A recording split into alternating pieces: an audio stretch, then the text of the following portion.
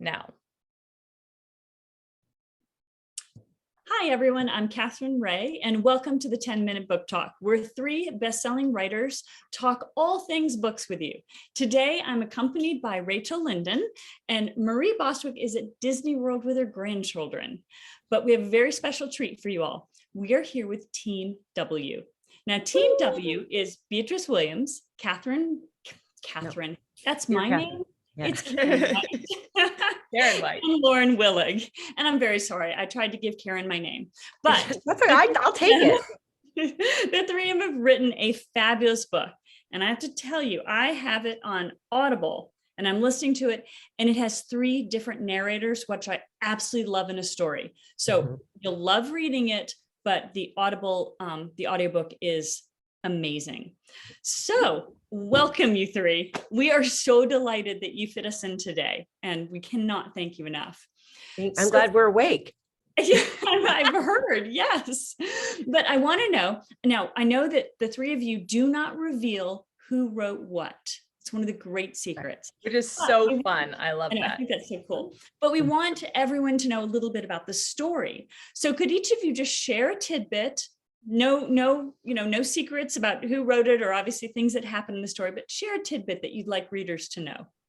Sure. And Karen, I guess I can talk about you start with one of the time, because there are three time periods in the book. So we could talk about how we were inspired to write this, which leads directly into the modern time period. Exactly. So you start, B. That's what I was going to plunge in, because I'd like to say, the origin of the idea did come from me. And that's because to the eternal delight of my two writing companions. I love to do first thing in the morning, get my coffee and procrastinate scroll through some really highbrow news sites like the Daily Mail. And, as an author, as a novelist, you want to know what people are up to, right? That's the human condition. So I will procrastinate scroll, find some really juicy stories like, I am an Oxford professor with a husband and two children and a dog and a cat and three lovers, and it's just stuff like that.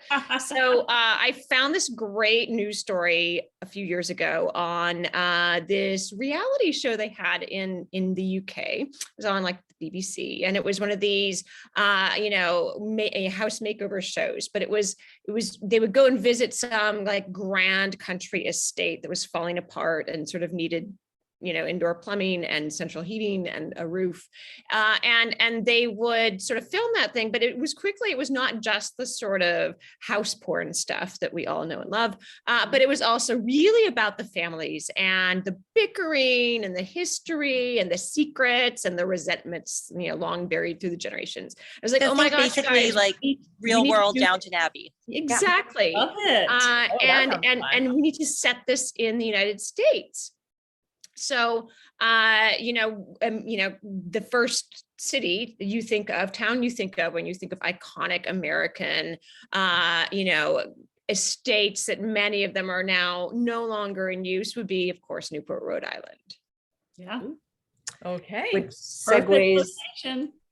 With family secrets and everything, all that stuff buried in there.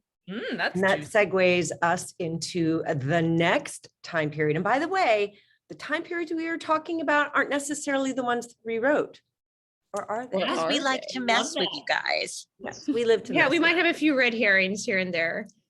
So that leads us into the second time. So we have Gilded Age, 1899, with the newly acquired by the newly rich Sprague family, an old mansion, a relatively new mansion that sadly the families had to let go. And so the Spragues acquire it. And that is sort of where the first story starts with, the family trying to marry their daughter off to a European royalty. Then things ensue, and that's the first part. And then the second part is 1957, and that was inspired by none other than really Jacqueline Kennedy, who you may or may not know was married in Newport. And she was pretty much really, I mean, the person, the sponsor really for preservation, starting with Grand Central Station in New York City, and pretty much helped the preservation movement in the Northeast bloom. And so the 1950s is when, after taxes and after, changes of fortune and patriarchs dying, these immensely huge and expensive to build homes that had only been in existence many, for less than 50 years. The families couldn't afford to uphold them. And so the preservation movement, found ways to acquire them either through trusts or whatever, to restore them and open them to the public. Some of them are still privately held, but that's why we have 1957 is a pivotal year and a pivotal point in our book. 1957 was the year of the Tiffany Ball, which was a fundraiser for the Preservation Society, attended by none other than Jackie Kennedy, and also called the Tiffany Ball because the 122 carat Tiffany diamond was worn by one of the patronesses, and we tried to get it for our book tour, and Tiffany they didn't respond. Yeah. Weird. Yeah. They respond to our emails and messages and I the know, but last We worn by can understand Beyonce, white powder. originally worn by, or not originally, but also worn by Audrey Hepburn in Breakfast at Tiffany's.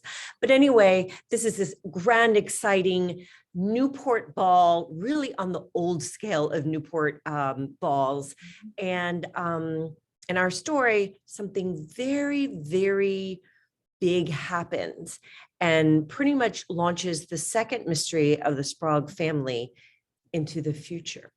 So we've got we see our story through the eyes of three different women in three different time periods. In 2019, because we didn't want to deal with the pandemic, we've got Andy Figueroa, who is a producer on this show, Makeover Mansion, which he really wants to make a PBS-y, like This Old Mansion.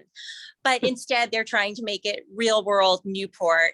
But she has a directive, not just to restore 3 rooms in the house, but to also winkle out the secrets of the Sprague family, which brings us back to 1899, where a young music teacher is hired to groom Mabel Sprague to catch the attention of her Italian prince.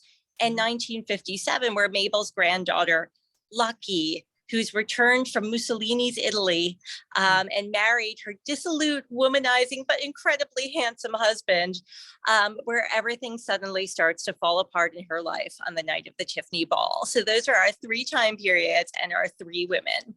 Yes. Oh my. Okay, that all sounds very delicious and very glamorous. How fun. Now I'm curious, how did you ladies end up writing together? Well, it's the old story. 3 authors walk into a bar. Yeah, That's what honestly, happened that with was it. Marie and It was at a Catherine and writer I. conference, and we won't sort of tell you the whole long story, how cheap jokes started. And we were like, oh, this would be so fun if, our publisher could pay for our girls' trip and, our bar bill and send us on a book tour. Of course, we would have to write a book.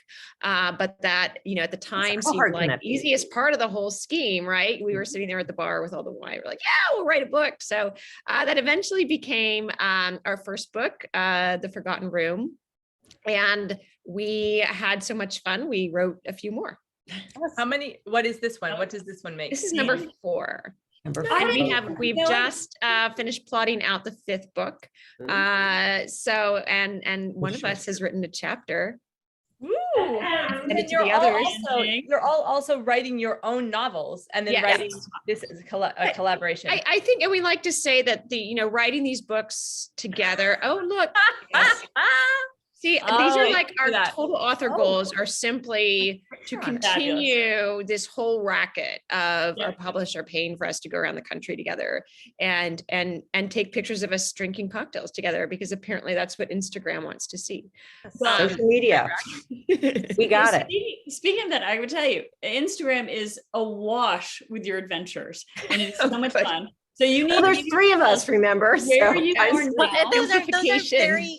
Those are very carefully curated versions of our adventures. We didn't show the bit where we accidentally plugged in the wrong address and wound up in the biker campground instead of the cocktail party the other Did night. you know that I it is wanna see those Biker Week photos. in Myrtle Beach? And we Yes. discovered this as we turned up in our cocktail dresses and pearls at the biker campground, Yes, that was. thinking we were at the cocktail party.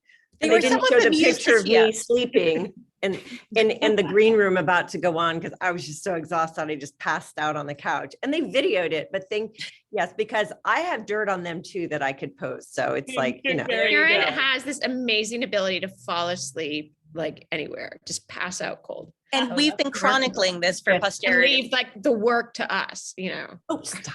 There you go. I'm older. I need my sleep. Oh, well, it's an amazing adventure. You're in Phoenix right now. Is that correct? Yes, Scottsdale. All right. About- And Oh, we'll be at that's the right. Poison Pen this evening at 7 p.m. Sorry, yeah, 7 p.m., right? Yes, 7 p.m. Pacific As time. we roll in late. We have a whole list of reasons why Team W was late to the book event. Perfect. And We're planning to make a tour t-shirt with the top 10 reasons Team W was late to your book talk. yes, Coffee it might stop, have to be potty a dozen stop, though, because we have Premium so many. outlets. Amazing. Amazing. Well, Rachel's going to ask you one last question because believe it or not, the 10 minutes have passed, but Wow. we always ask one last question. And the question is, what's making you happy right now? Mascara. Being here I love this hotel. It's the Valley Ho in Scottsdale. And, Karen's like, oh my God, she's got she's not actually in an emergency room. That is the curtain that goes around the bath area. The It's like bathtub this that's in the middle of the funky room. Mad Men mod hotel. And I love all its little quirks. And It is also quirky. they have really good coffee that comes in a Very good. huge thermal pot. Ooh. And this is Okay. the first morning that we were actually able to sleep in a little bit and try to catch up, although it's just not possible. We'd have to sleep for a month. But yeah, so I think being here and having some time to catch up has made me extraordinarily happy today because I just organized the delivery of the 99 new windows that will be installed in my house next month. Excuse me, Oh. next week, which is next month. Wow. Good. We're all Oh delighted my to gosh. finally be in the same place for more than a few hours at a time because we've been perpetually in transit for the last 11 days. Yeah. Oh my goodness, ladies. And And if you want to see a Thank you. picture of the sticky buns that they give you at the Valley Ho, it's on my Instagram. They're amazing. And by you, we mean Perfect. Beatrice. Yes. Yes. All right, I will delicious. head there next. Not to plug my Instagram, but they're really good. All right, we're gonna check that out. But I also want pictures of showing That you guys made me showing us happy what with you're sticky doing. buns. Oh, yay. Well, Beatriz, Karen, and Lauren, thank you. Thank you so much for being here today. And thank you everyone for tuning into the 10-minute book talk. And we will see you next week with more in the world of books. Thanks so much. Bye-bye. Thank you. Thank you, Thank you. everyone. Thank you.